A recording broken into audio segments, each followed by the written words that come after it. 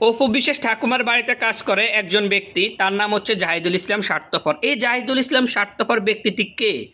এই জাহিদুল ইসলাম স্বার্থপর ব্যক্তিটিকে আমরা কখনো দেখিও না, চিনিও না, কিন্তু আমরা আগে জানতাম অপু বিশ্বাস ঠাকুমার বাড়িতে কাজ করে একজন ব্যক্তি, তার নাম হচ্ছে জাহিদুল ইসলাম স্বার্থপর।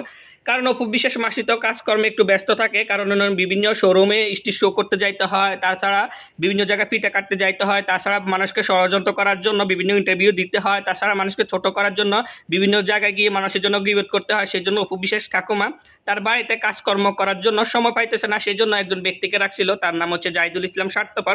সেই ব্যক্তিটির দেখা এখন আমরা পেয়ে গেছিলাম।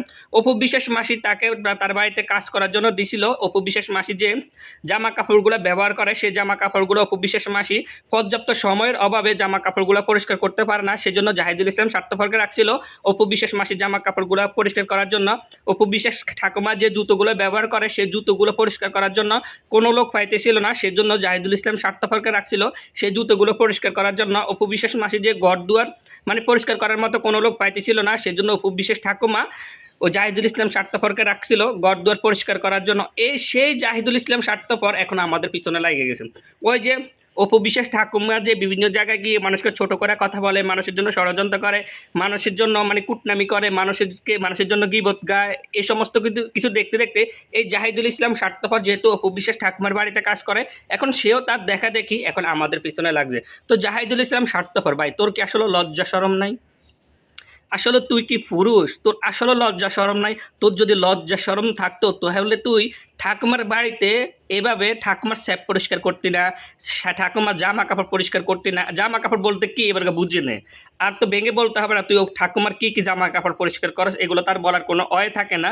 তাছাড়া তুই যে ঠাকুমার ঘর দুয়ার পরিষ্কার করস, তুই একজন পুরুষ, তুই একজন সফলতা অর্জন করার জন্য তুই বাইরে কাজ কর, আমাদের মতো প্রবাসে যা। তুই আমাদের মতো প্রবাসে না গিয়ে তুই ঠাকুমার বাড়িতে কাজ করস, এদিকে দাঁড়িয়ে দাস, ওদিকে দাঁড়িয়ে দাস, ওদিকে দাঁড়িয়ে দাস, আর তুই আমার পিছনে লাগছস। তুই বলস আমি মাসে এবার 23,000 টাকা বাড়িতে দিই। এটা ফকিন্নির পুত। আমি যে যে টাকাগুলো এখানে খরচ করি, তুই সে টাকাগুলো ঠাকুমা তোরে দেয়? আমি যে টাকাগুলো এখানে ইনকাম করি সে টাকাগুলো ঠাকুমা কি তোকে দেয়? হ্যাঁ, আমি যে টাকাগুলো এখানে খরচ করি সে টাকাগুলো তো তোরা ঠাকুমা দেয় না, আর তুই বলস আমি মাসে 23,000 টাকা বাড়িতে ফাটাই। রে ফকিন্নির পুত, আমি কত টাকা বাড়িতে ফাটাই তোরা জিজ্ঞেস ফাটাইতে হবে? হ্যাঁ, আমি কত টাকা বাড়িতে ফাটাই তোরা জিজ্ঞাসা লাগবে? তুই তো ফকিন্নির পুত। তুই যদি ফকিন্নির পুত না হতি তাহলে তুই মাসির বাড়িতে এভাবে দারুণের কাজ করতি না। তুই যদি ফকিন্নির পুত না হতি তাহলে তুই মাসির জামা কাপড় পরিষ্কার করতি না। তুই যদি একজন শক্ত সবল পুরুষ হতি তাহলে তুই অন্য কাজ করতে। তুই একজন মহিলা মানুষের দারুণের কাজ করতে না, মহিলা মানুষের জামা কাপড় পরিষ্কার করতে না। তুই একজন সচেতন পুরুষ হলে তুই একজন পুরুষের কাজকর্ম করতে, তাহলে তোর সার্থকতা। তুই কেন মাসির দারোয়ানি করতে যাস? তুই কেন ঠাকুমার জামা কাপড় পরিষ্কার করতে যাস?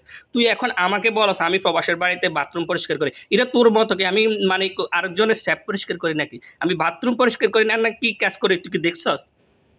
তুই দেখছস আমি কি কাজ করি? হ্যাঁ, তুই কোত্থেকে আসছস? এমনি আসছস কোত্থেকে? আমার মনে হয় তুই যেমন একজন বিধর্মী, তুই বিধর্মীর লোককে এভাবে বিধর্মী লোকের পক্ষ নিয়ে কথা বলা, তাহলে তোর মতো একজন নির্লজ্জ মানুষ এভাবে মাসিকে সাপোর্ট করতে পারতো না, যে আমাদের ধর্মকে নিয়ে খেলা করতেছে। তুই এখন তার পক্ষ নিয়ে আমাদের পিছনে লাগছিস। তোর মতো একজন ফুটপাতে 2 টাকার কামলাকে নিয়ে কথা বলার সময় আছে নাকি? তুই এখন আমাদেরকে নিয়ে কথা বলতে চাস যাতে তোর মানুষ আরও চিনে। তোর সাথে তোর মতো একজন ফুটপাতের ছেলের সাথে আমরা কথাও বলি না, হাই হ্যালো তো বলি না, থাকবেলা কথা থাক দূরের কথা। কিন্তু তুই যে ফুটপাতের ফোলাফানি এটা তুই পরিচয় দিতেছস, তুই যে একজন এটা তুই পরিচয় দিতেছস। আমি চাইছিলাম না তোকে নিয়ে কথা বলতাম, কিন্তু তুই আমাকে বারবার বলতেছিস আমি নাকি প্রবাসে টয়লেট পরিষ্কার করি। রে তোর মতো আমি মাসির জামা কাপড় পরিষ্কার করি না। মাসির কী জামা কাপড় পরিষ্কার করে সেটা ভালো করে বুঝে যাস।